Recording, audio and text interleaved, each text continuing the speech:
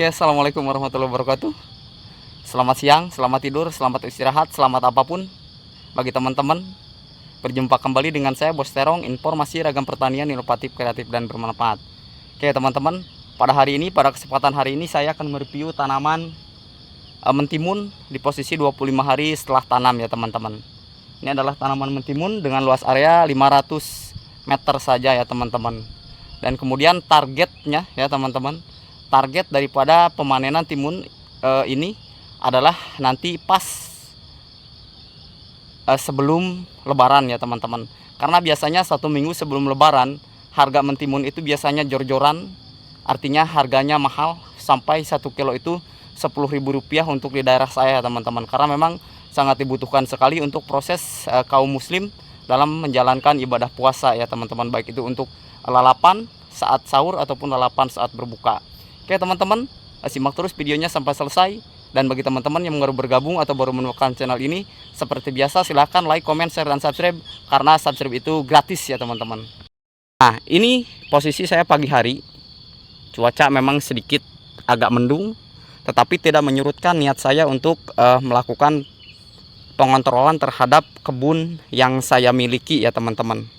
Sebagaimana yang teman-teman simak, ini pertumbuhannya luar biasa bagus ya, hijau royo-royo, tampak dari awal sampai akhir kondisinya seperti ini. Sedikit kembali saya akan menjelaskan kenapa mentimun yang saya miliki ini menjadi bagus ya teman-teman, menjadi super lebat seperti ini. Simak terus penjelasannya sampai selesai agar teman-teman tidak gagal paham dalam proses penjelasan budidaya timun, agar pertumbuhannya baik dan hasilnya nanti menguntungkan ya teman-teman. Kita ke proses pengolahan lahan terlebih dahulu ya teman-teman. Kita dalam proses pengolahan lahan, kita menggunakan seperti ini, bedengan dengan lebar 100 cm dan panjang bedengan disesuaikan. Kemudian untuk jarak lubang tanam per tanaman dari sini sampai ke sini saya menggunakan 60 cm ya teman-teman. Dan kemudian untuk kotoran hewan yang saya berikan ini adalah kotoran kambing dan kotoran ayam dicampur kemudian difermentasi dengan menggunakan M4 dan mol ya teman-teman, atau molase. Dan kemudian untuk ajir sendiri ya, ini karena melakukan pengajiran, jadi ajirnya kita menggunakan 2 meter ya teman-teman. Jadi nanti untuk proses pertumbuhannya untuk 2 meter itu akan lebih bagus ya teman-teman, karena pucuk ini nantinya dia akan merambat sampai ke atas ya teman-teman, bertemu dengan teman-temannya yang lain daripada pucuk-pucuk tersebut di atas, dan buahnya nanti akan lebat ya teman-teman. Dan sekarang kita ke bibit ya, pembahasan bibit.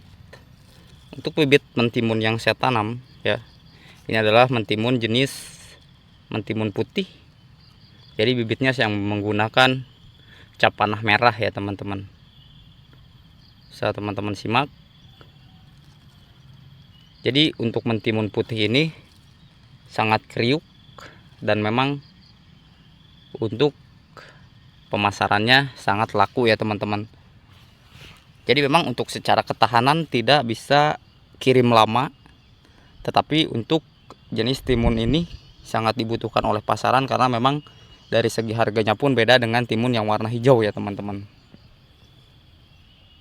Dan ini di pinggirnya adalah kebun terong yang saya miliki, dan ini adalah kebun mentimun yang saya miliki ya teman-teman. Jadi memang bersebelahan.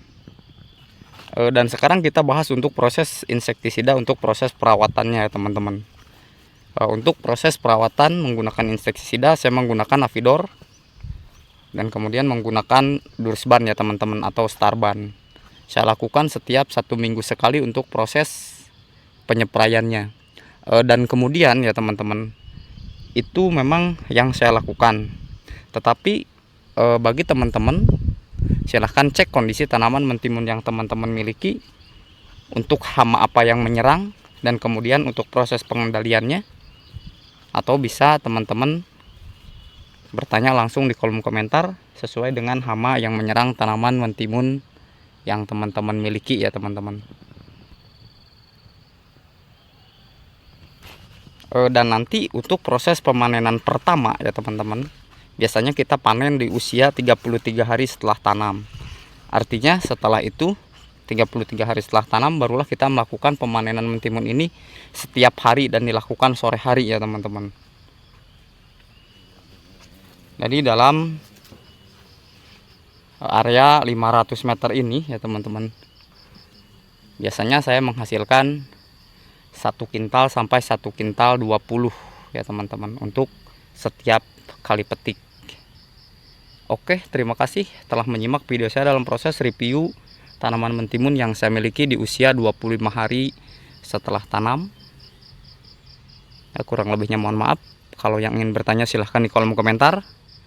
Dan bagi teman-teman seperti biasa yang baru bergabung, silahkan like, komen, share, dan subscribe. Karena subscribe itu gratis ya teman-teman.